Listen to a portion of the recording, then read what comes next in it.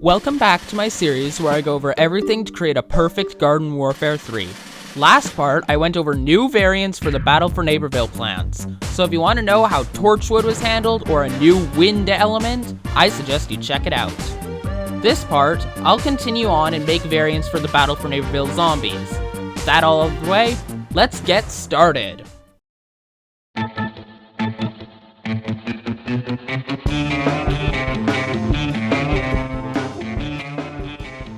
Now, I'm sure you've all been waiting for the almighty Hovergoat to get his variants, so here he is.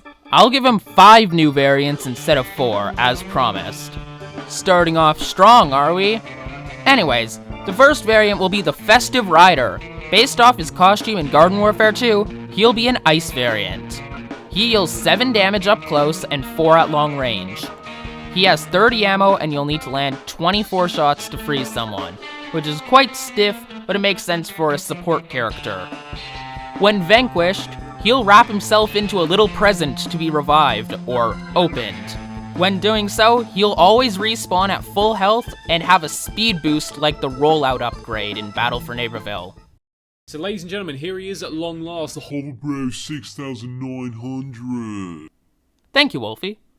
This variant shoots out seashells and clams, dealing 12 damage at all ranges. However, each one latches on to the enemy, slowing down the rate of fire or charge up time by 10% for every time you hit them, capping out at 50%. These clams will detach themselves from the opponent after around 7 seconds each, and he fires a bit faster than the rugby star. The third variant is the Wishmaker. I'll admit it. I cannot think of a better way to portray this character than how he worked in the Loads of Variants mod. As a refresher for how he works there, he is a 3-round burst character and a Cloud on Impact character. Whenever I tried thinking of something for him, I always came back to this. I am defeated. Anyway, the fourth variant is the Delivery Goat. He works like how he does in the delivery missions, but obviously scaled back in terms of power. The Berg Bites will deal 25 damage up close, and 18 at long range, with them automatically expiring at the 50-meter mark. He is a legendary special character, so he gets his dash ability. For all intents and purposes, it's a reskinned sprint tackle, like how the delivery Chomper gets an effective rocket jump. As a legendary character, getting a streak of 5 vanquishes gives you a damage buff and a 25% armor, as well as a massive speed boost. Makes your dash ability, or Mega Laser, depending on if you have it equipped, recharge twice as quickly. This effect lasts for 25 seconds. The final Hovergoat variant is the Scrapped Armored Goat. It was supposed to be a playable character for an unused game mode within the files of Garden Warfare 2, but it never saw the light of day. Until now! He has a primary weapon that works identically to Space Cadets, homing and all. And because it's in the name, this character will be an armored variant, sacrificing 10% of his base movement speed for an additional 25 health. There. Now I can move on to the actual Battle for Neighborville zombies, starting with...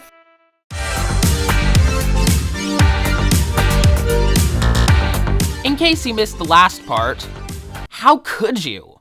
Okay, but actually, in case you missed the last part, I talked about how Snapdragon and Electric Slide have elemental weapons and abilities, so I'll be giving their variants unique abilities when needed. The first dance to be had here is the Flamenco variant. As a fire variant for the Electric Slide, she dances for her primary weapon, with a constant metronome going on. The closer you attack to when the beat hits, the more damage you'll do, so try to keep up with the rhythm.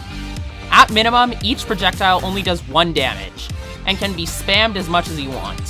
However, it has a harsh range cap, barely making it further than 25 meters.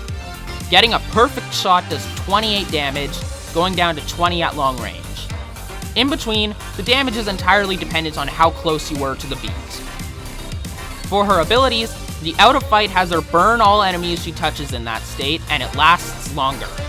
Its cooldown is 5 seconds longer though, to balance it. The Disco Tornado has a much larger initial blast size, but the ongoing tornado is visibly smaller. It also does fire damage. The next variant is every BFN player's main, the Toxic Taunting Slide. This character is obliged to dance and taunt every vanquish she gets, with a random emote from said game appearing over a game. Some examples are the cute kitty, vomiting, poop, bored, stink eye, mime generator, dumped, terrible, nice try, try again, chicken sighting, what smells, salty, you silly, and half-baked, and everything else you can think of. Now, for her actual stats, she has by far the strongest Toxic aura of all characters, with it being 50% larger. She launches Toxic Gamer Energy, dealing 15 damage at close range, going down to 7 at long range. She has a massive 36 shots per clip, and has a long 3-second reload, long enough for the player on the other side to go out and feel the wonderful grass. For her abilities, the Auto Fighter is replaced by a version that doesn't last as long, but it leaves behind toxic damage clouds wherever you go. They each last 4 seconds and deal identical damage to Toxic Citron's damage clouds. The Disco Tornado also deals toxic damage, and plays a whole bunch of obnoxious laugh sounds for the zombie classes to hear. Next up, we have the Figure Skater. Of course, she'll be an ice variant. She shoots a bunch of icicles for a primary weapon at the same rate as the base slide, with each one dealing 12 damage at all ranges. They move rather slowly, so sniping is quite difficult. She needs to land 10 shots out of her 18-shot clip to freeze an enemy, and she has a 1.5 second reload. Her energy warp, out of fight, has a radiated chilling aura, similar to my Captain Glacier idea I made back in the first zombie variant video, but its recharge is 5 seconds longer. If she can stay close to an enemy during the entire duration of the ability, they will be frozen as she exits it. The Disco Tornado is similar, with it having an icy coat of paint on it. However, it has a property where it creates a large icy area where it spawned, and it lingers for an additional 10 seconds afterward. This ice greatly reduces the traction of all plants on it. The idea of all the different electric slides being based off of different dances was a suggestion by the user Phantom Nugget. Thank you so much for that, it was really fun to create these.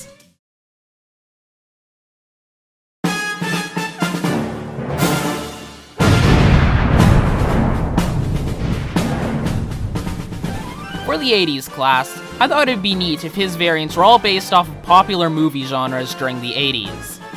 To start it off, we have the Karate Action Hero. He is a close-range suited character, using combinations of rapid punches and kicks to damage enemies. This is different to Super Brains, who uses his punches for the sake of damage only, as this character has proper combos and moves. How does this work, you may ask? Punches are bound to the right trigger, while kicks are bound to the left. Punches deal 10 damage and can be spammed as fast as you mash, while kicks deal 40 damage and apply a brief stun, but have a fixed firing rate of 15 rounds per minute. Moving on to the next variant, we have the Espionage Action Hero. This character is very, very stylish. He attacks with dual pistols that he has tucked away in his suit. Each shot fired does 20 damage up close and 8 far away.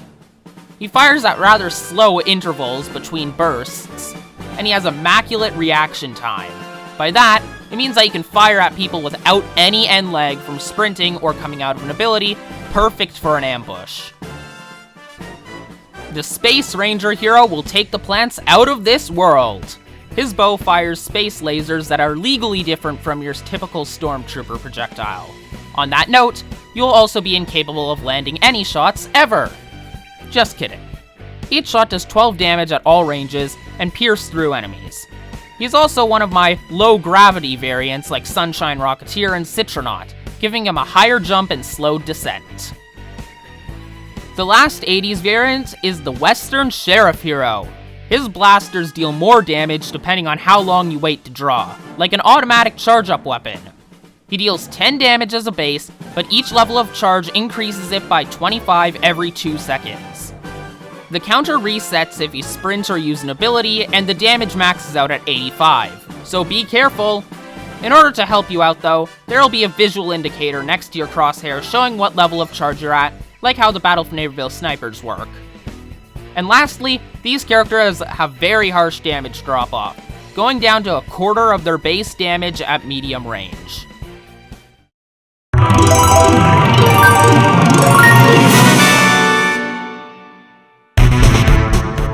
Now that we have made it to the Space Cadets, let's speed along and start with the Space Racer. Like Hot Rod Chomper and Breakfast Brains, this character is built around speed and momentum. She moves faster than most other characters, but only has 100 health. Her firing rate is also 30% higher at the cost of having a 25% longer reload. Earning a Vanquish rewards you with a temporary speed boost, and you earn some of your ammo back, at about a quarter of it. Something I'd like to mention about the space station is that it will not get unique versions of itself depending on which variant creates it. The next variant is the Uranium Star Miner. This variant shoots out radioactive rocks at the enemies, causing toxic damage. She also drops the toxic uranium when damaged, leaving behind little toxic traps that deal 8 damage to enemies that step on them. Her weapon has weaker homing than the others, so you'll have to get closer than usual to land more shots consistently. She does 4 damage per hit, has 35 ammo, and a 1.5 second reload. The Solar Cadet is Solar Flare's mortal enemy. Or as mortal as you can get when you're undead, but I digress. As you might guess, she is a fire variant. Her projectiles move slower, but deal the same amount of base damage along with fire damage. A niche yet welcome bonus is that she deals 25% extra damage to fire plants specifically due to her burning hatred for them. The last Space Cadet variant here is the Infinity Cadet. She somehow made it to the Gnomniverse and lived to tell the tale. As such, she is a special variant unlocked at a certain point in the story. She shoots projectiles akin to the Shooty Gnome in 5-round bursts. Each shot deals 10 damage at all ranges, but long-range combat will prove to be difficult due to the harsh arcs they suffer from. She has 30 shots and a 2-second reload. Her special ability is a new variation of the Big Bang Beam. This version will work like the naval laser from Battle for Neighborville Citron with the juiced upgrade built in. However, instead of orange juice, she'll shoot Gnome Floaty's green lasers. It deals identical damage for each stage, but reaches the final charge 50% faster. As a trade-off, you guessed it, it recharges slightly slower.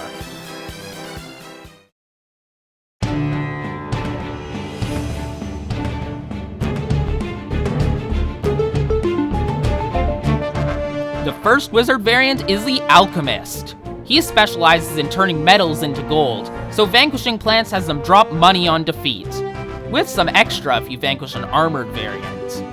These coins can be picked up by anyone in the match, so be mindful of the fact that you might just be financially aiding your enemies. Anyways, his shots deal fire damage, and pierce through any armor the opponent may have. Each shot does 10 damage at all ranges and moves rather slowly. He has 20 shots per clip and has a 2-second reload. This character does not have a charge shot. For each wizard variant, they don't get their own unique co-star abilities, but what does vary is the buffs they give to their zombie carrier. All wizards will grant armor, but instead of X-ray vision, the Alchemist gives the zombie partner fire damage while Stars Align is active, and if those shots hit the target within 20 meters of them. This will prevent annoying fire damage snipers and making every single zombie into a barbecue corn, which in case you don't know, is my absolute least favorite character in the entire game. Barbecue corn. It's not like you see one in every single lobby, so good riddance! Anyways, next off, we have the Blizzard Wizard. He's obviously an ice variant, and he attacks with ice beams that deal 14 damage at close range, going down to 7 at medium distance. It's fired at the same rate as the stock wizard, and it travels slightly slower. In order to freeze an enemy, he needs to land 9 shots in quick-ish succession.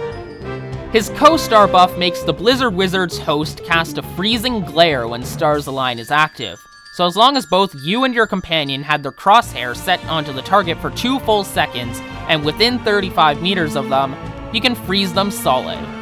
There's very little room for error when trying to freeze someone, so both you and your host will need to be good at aiming for it to work. For the third variant, the Stage Magician flicks cards at the opponent. They behave like boomerangs, piercing through enemies and returning back to the player afterwards. They work like the stock wizard's charge shot, dealing constant damage to enemies in contact with them. You can expect an average of 30 to 40 damage on a well-placed shot, which makes up for his slow firing rate. As a bonus, with the flying cards miss the player on their return trip, they continue to go backwards, adding some fancy card trick shots he has in their sleeve. He has 5 shots per clip and a 2.5 second reload. As an added bonus, this character has a much larger amount of stamina than other characters, so you can sprint with ease.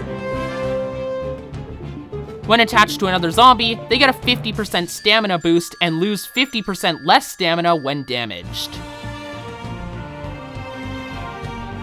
The final wizard variant is the Special Snorcerer. You know the drill. This character has a special ability and is unlocked after reaching a certain point in the story.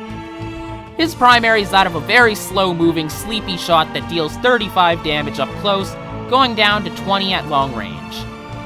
His special ability is a replacement of the Z-Elixir called Counting Sheep. Despite his name, it doesn't put plants to sleep. However, the name is quite literal and turns the plants into sheep just like his PvZ 2 counterpart. It works just like the Battle for Neighborville Rose's GW3, but it takes effect much quicker.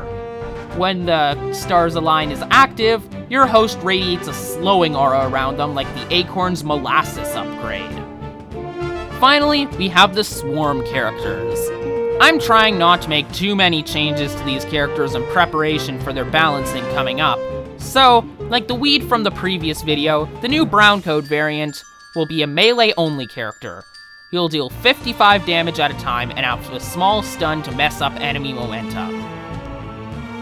Next, and the final variant, is the Toaster Head by Random O King.